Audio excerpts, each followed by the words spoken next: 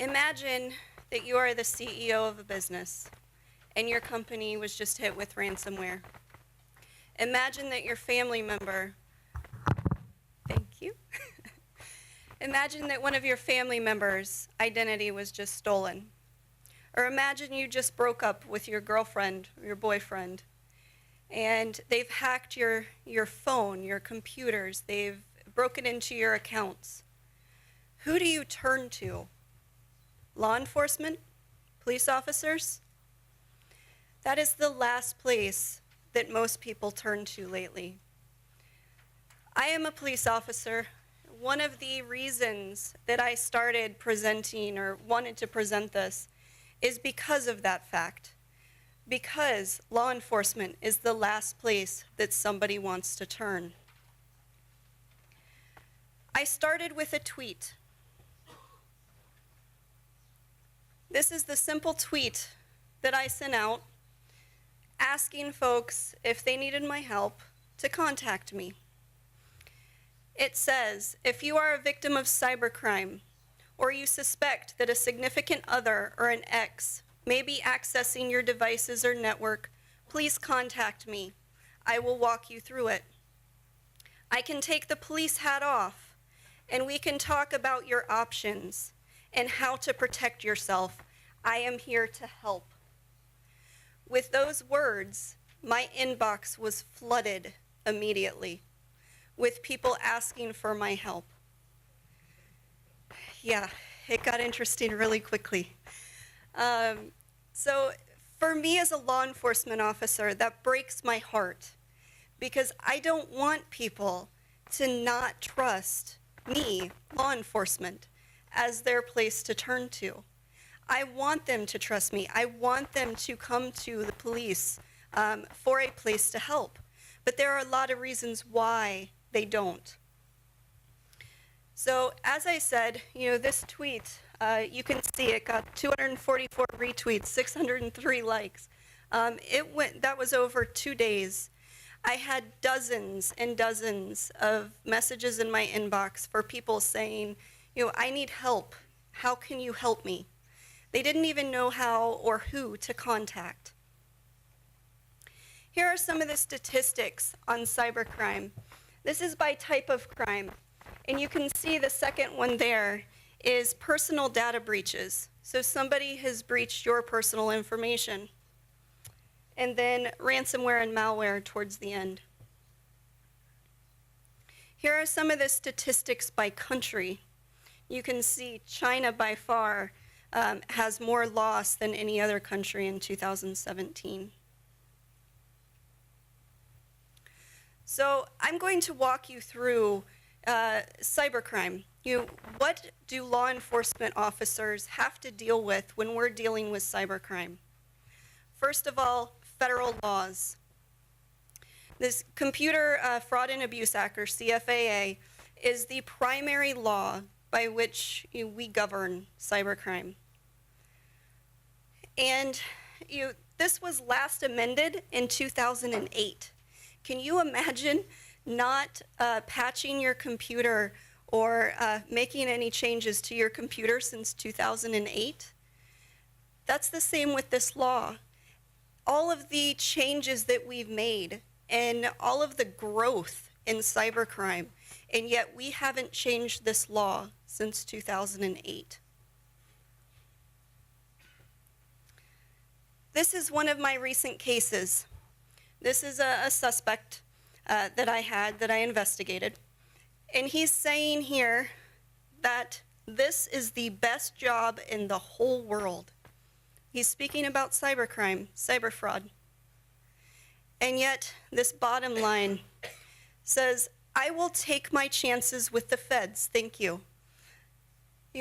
Cyber criminals know that law enforcement officers are not adequately equipped to investigate these crimes. So why aren't they? The same suspect here, Michael O'Guiney. He stole more than $650,000 in 2 years. All credit card fraud, skimmers. When I did the forensics on this case, the one file that he stored everything in was this bottom one, and it's called verybigfraudpackage.zip. He made it very easy for me to find all of the fraud that he was committing.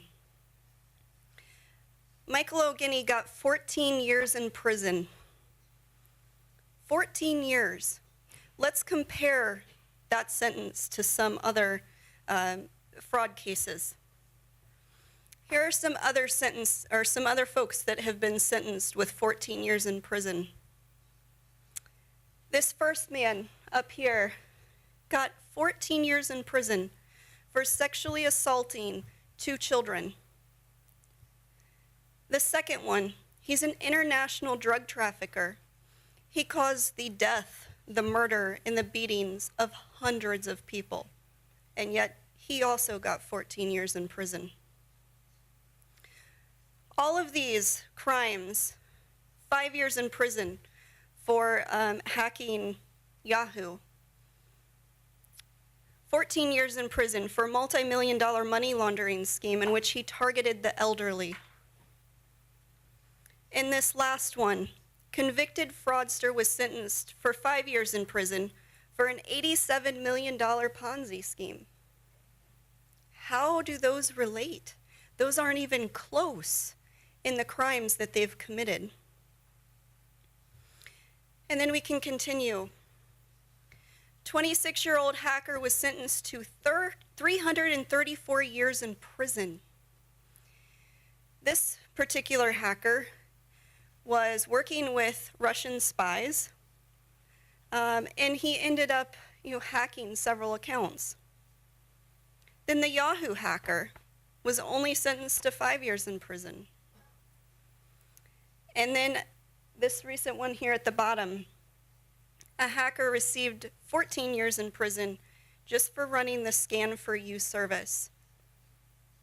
So there is a huge discrepancy in the sentences that we give to hackers and criminals in cybercrime. So what is wrong with our current laws and our legal practices? Our laws are outdated. They don't reflect what's happening currently and the trends that are currently happening. The sentences are subject to the judge who gives them. There's no guideline on what has to be given.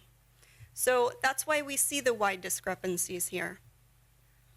And then lastly, most attorneys, if I'm working a cybercrime case, I have to explain to them what a Bitcoin is, what an IP address is, how do we attribute those to that attacker. So technology is not widely understood. And then you have federal jurisdictions that vary on the amount of crime that they'll take. So some jurisdictions, you have to have over $100,000 in theft or loss before they will even adapt a case. Some of them, it's over $300,000. Can you imagine having to attribute that amount of loss to some of these cybercrime cases that we see? It's very hard. So who investigates cybercrime in the United States? Per presidential directive, there are 2 main agencies who investigate cybercrime: the Secret Service and the FBI. There are others that are able to investigate those as well if it falls within their jurisdiction. So you can have Immigration and Customs, U.S. Postal Service, and alcohol, tobacco, and firearms as well, as many others. Here are the types of cybercrime that some of these agencies investigate. So you can see the FBI and the Secret Service end up investigating a whole lot of these. Postal Inspection, ATF, and Immigrations and Customs will get involved if it's in their jurisdiction. So that's on a federal level. What about state and local jurisdictions? Are they able to investigate cybercrime? Yes. So local law enforcement, they can investigate the smaller cases. Federal agencies get involved when there are larger cases or if it crosses state lines. So some of the things that local law enforcement will investigate are harassment, stalking, child exploitation, computer forensics. State law enforcement can investigate all except for anything involving terrorism. And then the federal agencies can investigate everything. So we have the police officers. Obviously, the United States has thousands of police officers. So what kind of training is available for law enforcement? We have a lot of training available, free training. We have NCFI, the National Computer Forensics Institute, which is where I was trained at. This is run by the United States Secret Service, and they provide this free for law enforcement on a local or state level. So they will send local or state agencies to this training facility. They will pay for their travel, they'll pay for their hotel, they give them a per diem every day, and they send them home with all of the equipment necessary to investigate those crimes. FLETC, or the Federal Law Enforcement Training Center, primarily used by the FBI. Again, the same thing. They train local and state law enforcement and send them home with the tools necessary to investigate these crimes. Then there's NCFTA and then the NW3C. Both of these, again, free law enforcement training. What's the one disconnect in all of this? All of these officers have to go through a law enforcement academy when they first become police officers. Do you know the one thing that is not taught in the police academy? Cybercrime is not even touched in the police academy today. So what's the problem? We have the officers, we have the training, we have the presidential directive that says we can investigate these crimes. So what's wrong? Why can't we investigate these crimes? Here are the 4 flaws in thinking in the US government and law enforcement. 1, budget. Most law enforcement agencies do not have the budget to sustain a staff member or multiple staff members who are dedicated to just investigate cybercrime. Most detectives or investigators, even myself, we have a full-time caseload above and beyond the cybercrime that we investigate. So I may investigate theft, counterfeiting, and then I may go investigate, an incident response or something that's related to cybercrime. So I'm not specialized in that area. So like most detectives, they work a rape, they work a homicide, and then maybe they can get to cybercrime at some point, although that's very low on their list. The second flaw in thinking, staffing. Most agencies are not going to dedicate that one person, like I said. But they're also not willing to send these officers to that free training that I just discussed, because they can't lose a detective for 2 weeks, 4 weeks, 2 months, depending on the training. So even though it's free, paid for, and it's going to help their agency, they won't utilize that training because they can't lose that officer. The third flaw, statistics. Think about the number of crimes that your average detective can investigate on a daily basis. Quite a few. They may bounce around 10 or 12 different cases. They're investigating a bank robbery, or they're investigating a skimmer, or they're investigating, a local rape. They can wrap those cases up a lot quicker than they can a cybercrime case. Cybercrime cases take a while. You have to issue subpoenas, get the IP addresses, attribute it to somebody, track, cryptocurrency. So it takes a while to investigate. So statistics play a big part. As police officers, at the end of the year, our bosses want to know, how many cases did you close? How many crimes did you solve? And if I say 2, my boss is not going to be happy with me. And then the fourth flaw in thinking is command staff. We have senior law enforcement officials who barely know how to turn their own computer on, let alone how to investigate these crimes. So they don't understand the benefit of sending those officers to this training. They don't understand that cybercrime is up and coming, and that in the next year it will probably populate about 50% of what they're investigating. They don't understand that, and so they're not willing to spend the money to utilize the staff and to not worry about those statistics. The next big issue, nerds and cops. We don't mix, right? Usually, if you are into computers and you want to investigate computer crimes or you want to work on computers, your first thought is not going to the police academy. And on the flip side, most law enforcement officers do not set out in their career to investigate cybercrime. That's not the fun thing to investigate.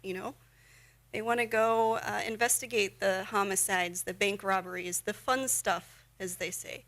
Cybercrime is not fun to most people. So let's talk about the process. When we go out to investigate a cybercrime, as law enforcement officers, we are trained to investigate cybercrime as a cop. We're trained to go out, gather the evidence, and leave. We forget that there are real people and real emotions involved. And so we are not trained to speak to the employees, to give them the next steps, to talk about what's going to happen and who they should call next. Because I'm not going to go in and fix their system. They have to have somebody that does that. And so we don't discuss, do you contact the news media, or why that's bad? What's going to happen to your system next? What should you do? Who should you call? We're not used to doing that. And so our first impressions when we go onto a scene for cybercrime are usually pretty bad. They're worried about business and whether or not their business is going to be back up and running that day, because they're losing money with every hour that their system is down. So our first impressions are usually really bad. So as law enforcement, how do we create that trust? What can we do to help folks want to come to us when there's a cybercrime attack? We have to rethink as law enforcement how we do things. And this is not unique with cybercrime. I think that we've lost perspective as law enforcement on why we're here and why we investigate these things. It has to be a top-down change. So it has to come from the command staff. And command staff down has to understand that this is a priority, that this is going to be a big deal, and we need to spend the time and the manpower to fix this. So what about the private sector? Why are we not utilizing them? I have lots of friends who work in threat intelligence, and every single one of them have told me that not once have they worked with law enforcement on a case. Typically, it's them giving law enforcement information, and then law enforcement says thanks and see you later, and they never see them again. That's unacceptable. We should be utilizing the private sector more as law enforcement. The private sector excels at law enforcement. If you listen to Miko's talk this morning, The stuff that he was saying is exactly what law enforcement should be thinking about, but we don't. They give their people incentives. They specialize in areas, countries, threat actors. They understand the processes and procedures because they employ people who specialize in each of these areas. They give these people money that law enforcement officers don't get.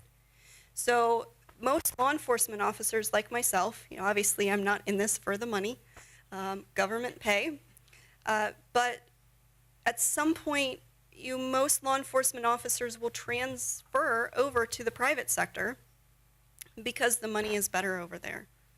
We cannot keep people in government positions without incentivizing them to be there. The private sector also has specialized teams. They have up-to-date hardware and software. This is something the government doesn't have. We don't update our systems, our laptops, our software, our hardware. And if I want a specialized program to investigate cybercrime, it's like pulling teeth to get that program, to get somebody to spend that money, which is hard. So I end up going to open source tools. This is a paper that the DoD released. It's called Strategy for Operating in Cyberspace. And with this, the military is saying we need to partner with other agencies and the private sector.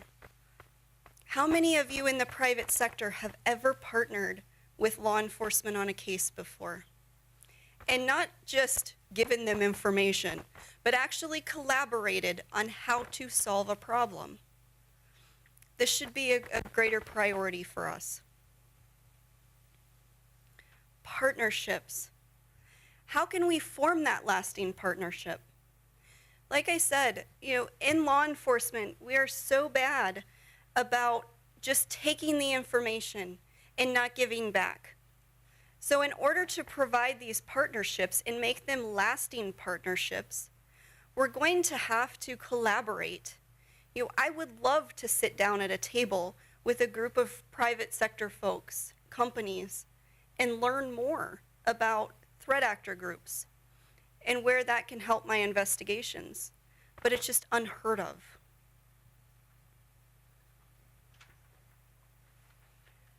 So, in closing, there has to be a fundamental shift in thinking about cybercrime. We really have to work at getting that top-down change.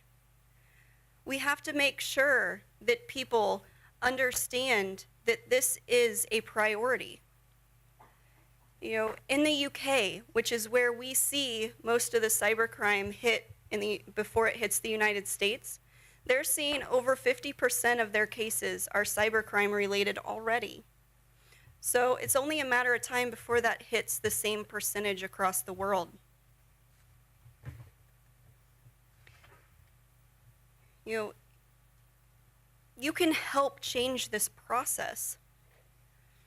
We all have to get involved. We all have to make those changes. So, in the United States, we go to our congressmen, we go to our senators and ask them to change the laws. We're going to have to change the laws. We're going to have to change the processes in which this occurs. We have to change that CFAA. And then the private sector and law enforcement, we have to create a lasting partnership for the greater good. This is something that we all have to work at. So if you're in the private sector and you have a chance to reach out to your local law enforcement, reach out. And then in the same respect, the task force that I'm on, we are constantly reaching out to private sector folks and asking them to come in and teach at our task force meetings. We want to hear from the private sector. And so, we're trying to make that established connection with private sector in my area, and I'm hoping that others will too. So we can all learn from each other.